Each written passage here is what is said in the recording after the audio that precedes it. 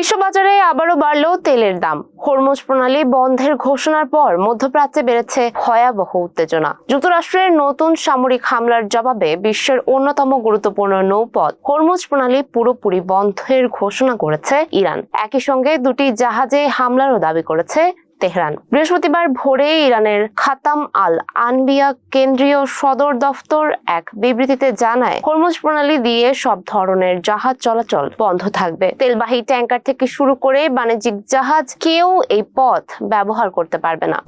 ইরানের দাবি, দক্ষিণাঞ্চলীয় বিভিন্ন এলাকায় যুক্তরাষ্ট্রের নতুন হামলার পরই এই সিদ্ধান্ত নেওয়া হয়েছে।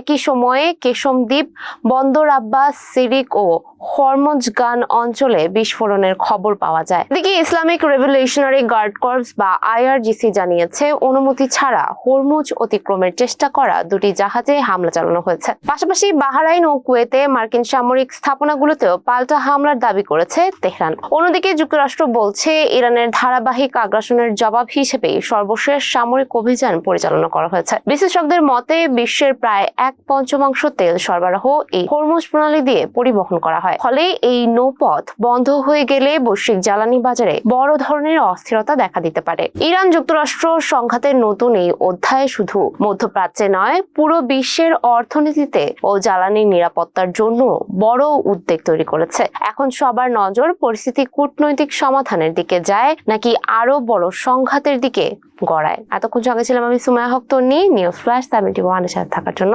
ধন্যবাদ।